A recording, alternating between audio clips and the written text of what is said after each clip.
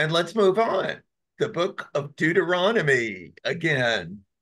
Um, Last time we ended at verse 43 of chapter 4 Mhm. because there was a transition point coming in chapter 40, verse 44.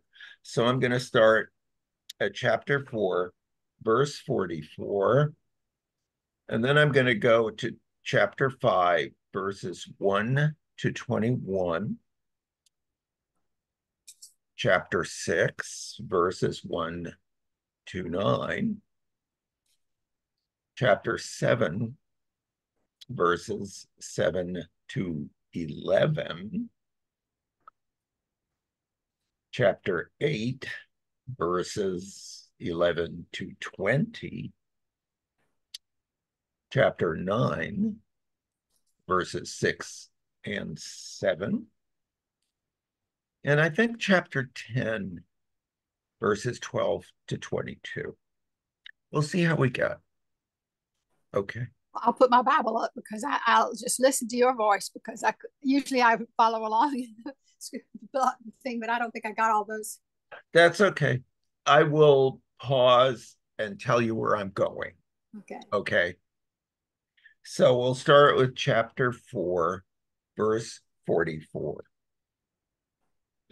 Remember, Moses had talked about the history of what was going on as the people moved up east of the Jordan River. But now we're in another phase. This is the law that Moses set before the Israelites. These are the decrees and the statutes and ordinances that Moses spoke to the Israelites when they had come out of Egypt, beyond the Jordan, in the valley opposite Beth Peor, in the land of King Sihon of the Amorites, who reigned at Heshbon, whom Moses and the Israelites defeated when they came out of Egypt. They occupied his land and the land of King Og of Bashan, the two kings of the Amorites on the eastern side of the Jordan, from Aroer, which is on the edge of the Wadi Arnon, as far as Mount Sirion, that is Hermon, together with all the Arabah on the east side of the Jordan, as far as the Sea of Arabah, that is the Dead Sea, under the slopes of Pisgah. Moses convened all Israel and said to them, "Hear, O Israel, the statutes and ordinances that I am addressing to you today. You shall learn them and observe them diligently. The Lord our God made a covenant with us at Horeb, not with our ancestors did the Lord make this covenant, but with us, who are all of us here alive today. The Lord spoke with you face to face at the mountain out of the fire. At that time, I was standing between the Lord and you to declare to you the words of the Lord, for you were afraid because of the fire and did not go up the mountain."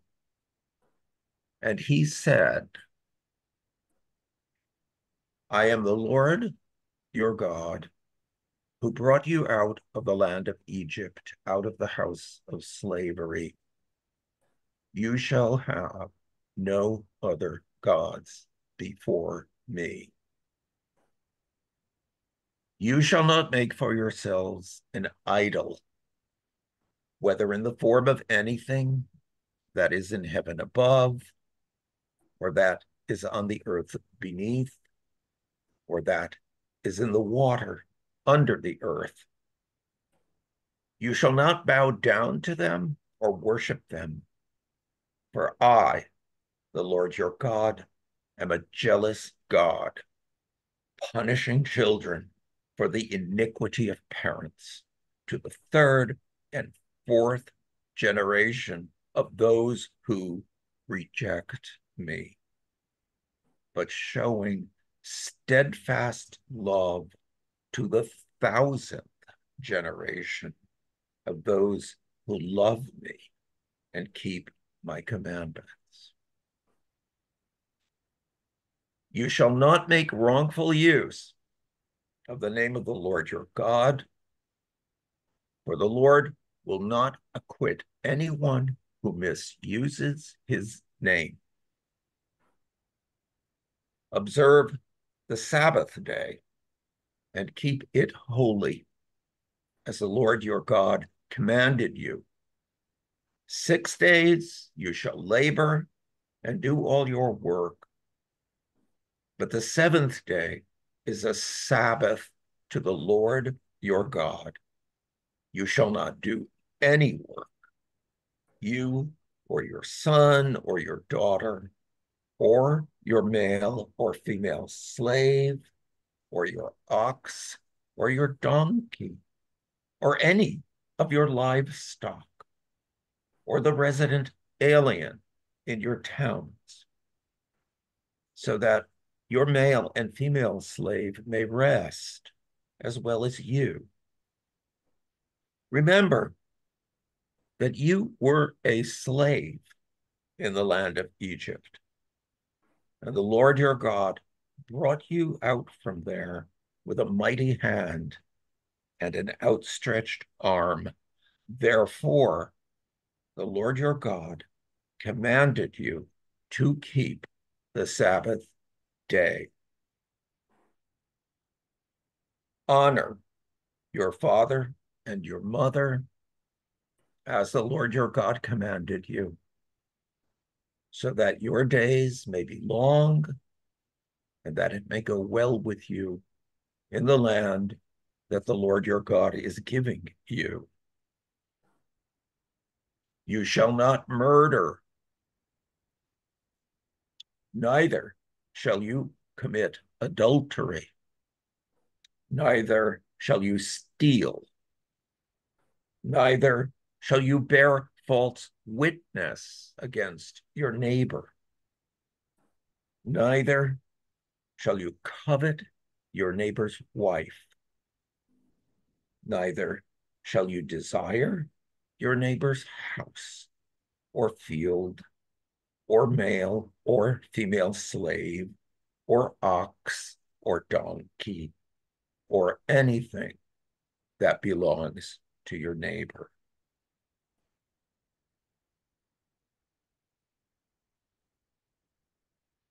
In line with the commandments, we are moving on to chapter 6, verses 1 to 9.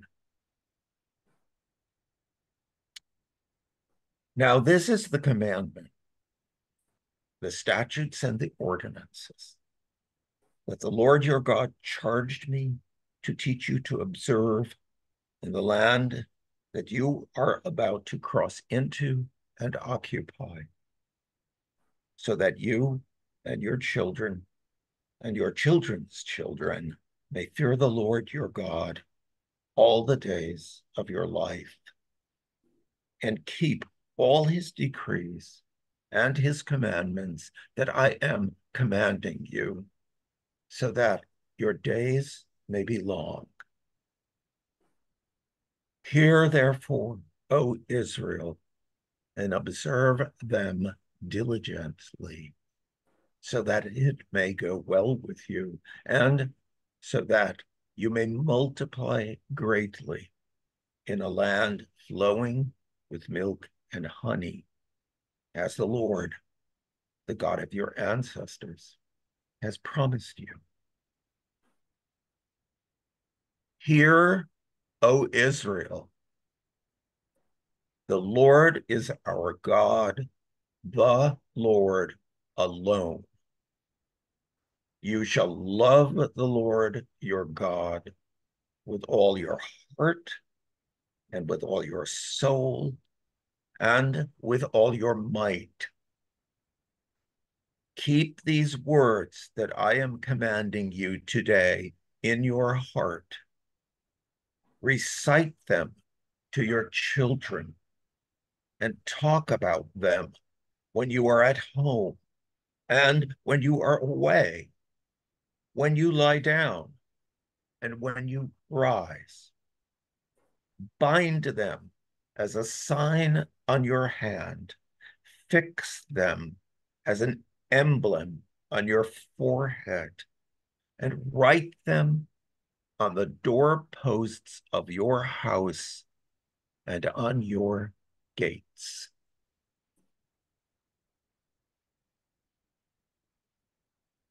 That passage, of course, is what's called the Shema.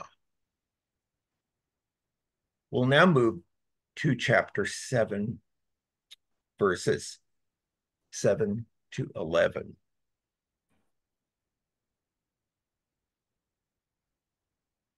It was not because you were more numerous than any other people that the Lord set his heart on you and chose you.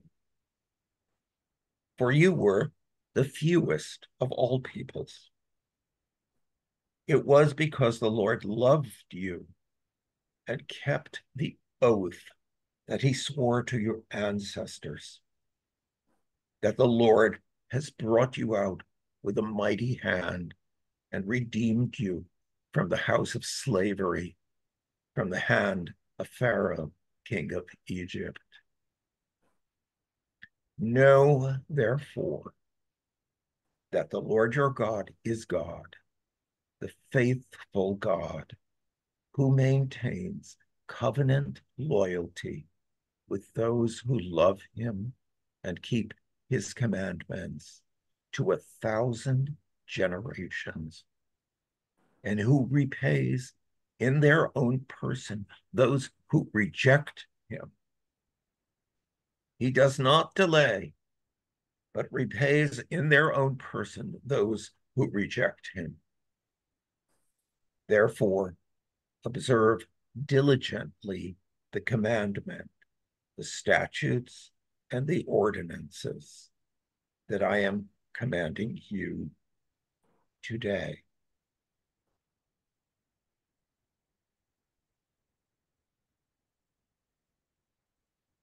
We're going to move on to chapter 8, verse 11. Take care that you do not forget the Lord your God by failing to keep his commandments, his ordinances, and his statutes, which I am commanding you today. When you have eaten your fill and have built fine houses and live in them, and when your herds and flocks have multiplied, and your silver and gold is multiplied, and all that you have is multiplied, then do not exalt yourself, forgetting the Lord your God, who brought you out of the land of Egypt, out of the house of slavery, who led you through the great and terrible wilderness, an arid wasteland with poisonous snakes and scorpions. He made water flow for you from flint rock and fed you in the wilderness with manna that your ancestors did not know, to humble you and to test you, and in the end, to do you good. Do not say to yourself, my power and the might of my own hand have gotten me this wealth. But remember the Lord your God, for it is he who gives you power to get wealth, so that he may confirm his covenant that he swore to your ancestors as he is doing today. If you do forget the Lord your God and follow other gods to serve and worship them, I solemnly warn you today that you shall surely perish. Like the nations that the Lord is destroying before you, so shall you perish, because you would not obey the voice of the Lord your God.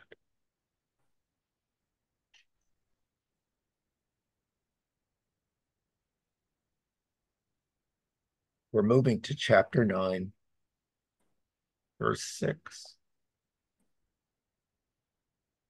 Know then that the Lord your God is not giving you this good land to occupy because of your righteousness, for you are a stubborn people. Remember and do not forget how you provoked the Lord your God to wrath in the wilderness. You have been rebellious against the Lord from the day you came out of the land of Egypt until you came to this place.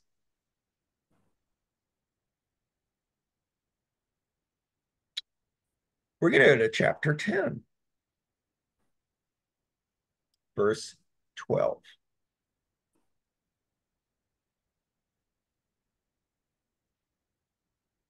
So now, O Israel, what does the Lord your God require of you? Only to fear the Lord your God, to walk in all his ways, to love him, to serve the Lord your God with all your heart and with all your soul, and to keep the commandments of the Lord your God and his decrees that I am commanding you today for your well-being. Although heaven and the heaven of heavens belong to the Lord your God, the earth with all that is in it, yet the Lord set his heart in love on your ancestors alone and chose you, their descendants after them, out of all the peoples, as it is today. Circumcise then the foreskin of your heart, and do not be stubborn any longer. For the Lord your God is God of gods and Lord of lords, the great God, mighty and awesome, who is not partial and takes no bribe, who executes justice for the orphan and the widow, and who loves the strangers, providing them food and clothing. You shall also love the stranger, for you were strangers in the land of Egypt. You shall fear the Lord your God. Him alone you shall worship. To him you shall hold fast. And by his name you shall swear. He is your praise. He is your God, who has done for you these great and awesome things that your own eyes have seen. Your ancestors went down to Egypt 70 persons. And now the Lord your God has made you as numerous as the stars in heaven.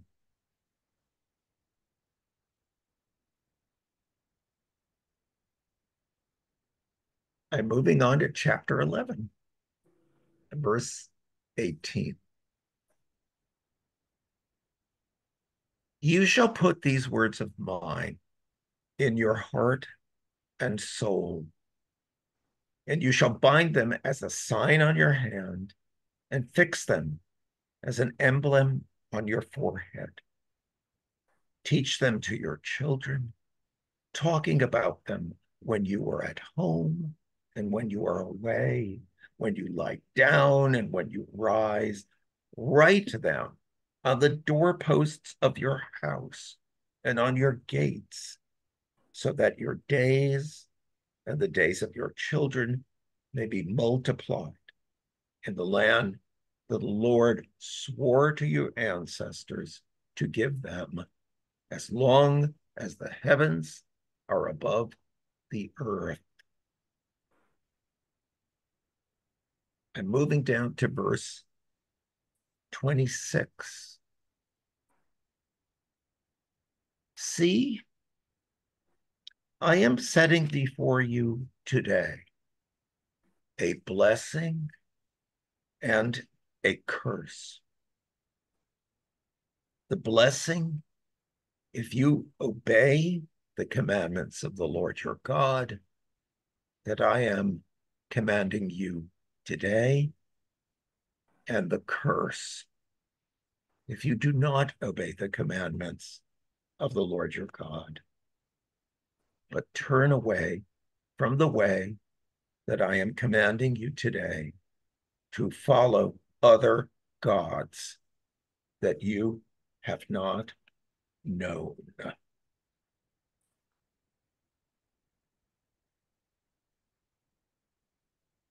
I think actually that's a great place to stop. But I can go on if you like. It we will move into more detail if we go on. For example, the sabbatical year and the practice of quote unquote charity, um, the king's obedience to the law, and so forth and so on. But I think Moses has really, when he says, I am setting before you today blessing and a curse, I think it's kind of a natural punctuation at this point.